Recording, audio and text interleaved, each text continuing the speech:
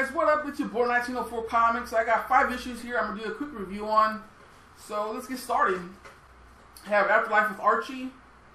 So far, out of all the Archie issues, I feel like this is the weakest.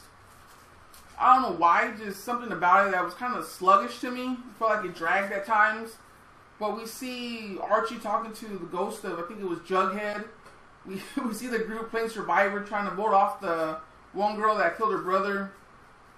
We also learned that the families of Riverdale made a pact with the witches of, what do you call it? I forget the name. But anyways, they make this pact for them to basically protect Riverdale. And the trade-off was they would give up a kid each. And we kind of seeing these kids starting to drop off that they, were willing to give up. So that was interesting, but overall, I feel like this was probably the weakest issue of Archie so far. Here is Secret Wars #1. Last week, I didn't pick up Deadpool. I was like, it's only $1 more. I'll give it a shot. It'll probably be dumb. And then I'm going to pick up no more. But at least I got, to feel the the first issue out. But this was freaking good. I love the action that was in this book. A lot of action. The art was pretty nice. I'm happy that it had a chart. The top half of the page was one world. The bottom half was another universe. And I had to go to that chart about two or three times. There was good guys, I was finding good guys, and I was trying to figure out, okay, wait, what world is this guy to, type of thing.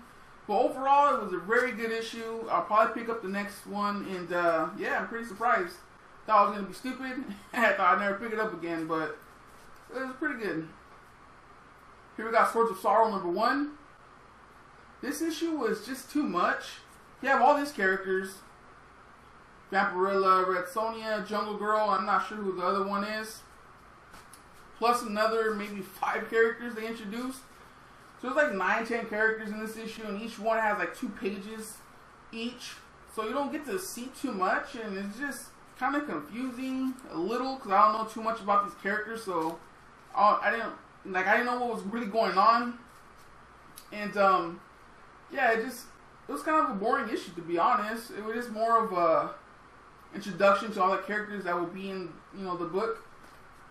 And honestly, if I don't pick up another one, I don't feel like I'd be missing much. But if it's if it's a month-to-month book and it's a slow week, I'll probably pick it up again just to give it one more try. But if it's like a weekly or bi-weekly book, I'll just skip it, so I don't feel like I'm missing much. Here's Ascender #3. I enjoyed this issue. It didn't progress the story too much regarding the first 2 issues. But we gotta see, how important this Team 21 is, not only to the humans, but also to the robots. It starts off with a Team 21 basically in this purgatory, heavenly type of scene. Coming to the light. You're about to die, you gotta make a choice type of thing. Anyways, he meets this robot called, I believe it was Rex or something like that. And he's showing them around, basically telling them, look, this is where all the robots come once you're destroyed. And Team 21's asking them questions. The robot takes them to this little platform, and there's hundreds and thousands of other robots there. And they're looking at this Team 21 like the savior of the robot race. So, they're telling him, you gotta help us, and stuff like that. And then all of a sudden, this big, group just pick up the Team 21, and he freaks out. And if you remember in the first, I think, issue or 2, he has these defense mechanisms installed in him. So he just blasts the hell out of all these robots. And there's like this big old space between them. And they're robots now. They're basically yelling at him, help us, you gotta find us, help us.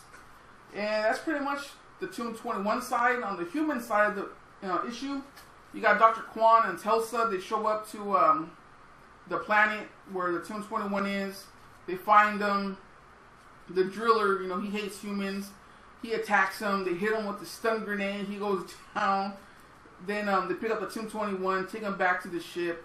Dr. Kwan is able to repair him. He comes back to life, you can say. And he remembers Dr. Kwan, and he remembers Bandit.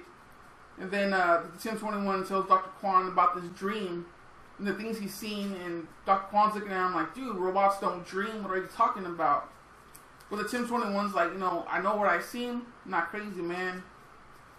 It's a little cliffhanger there, but I really enjoyed it.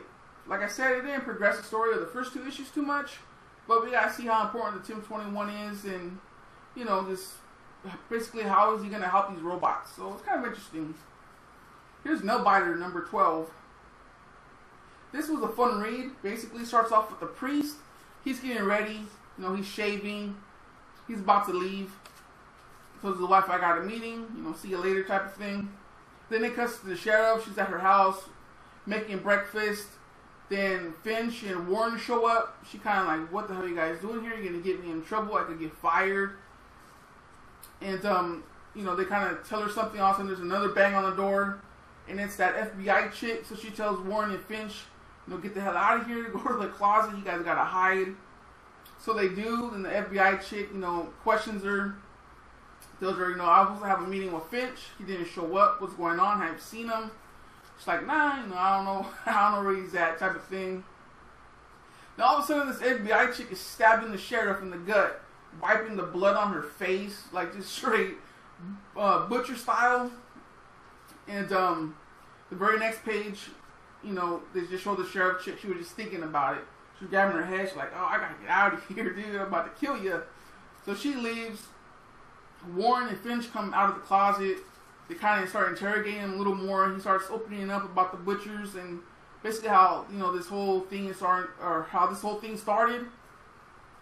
But he wants to go to, I believe it was the what do you call it, the graveyard where all these butchers are. Finch is not buying it. He's like, nah, we're not going nowhere. He's ready to punch him. And then the sheriff's like, hey, you know, you beat him enough. You know, stop hitting the poor dude.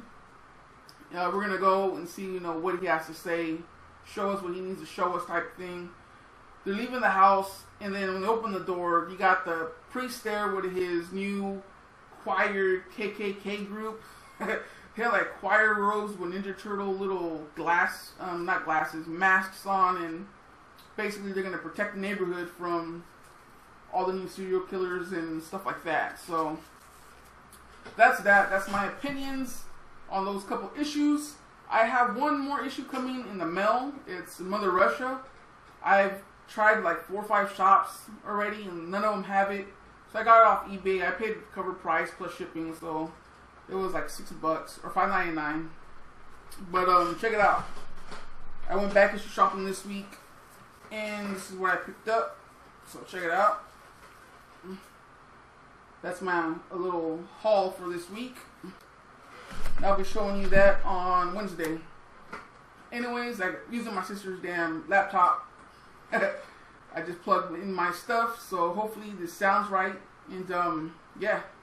Peace out, guys. I'll be checking out your stuff on Wednesday.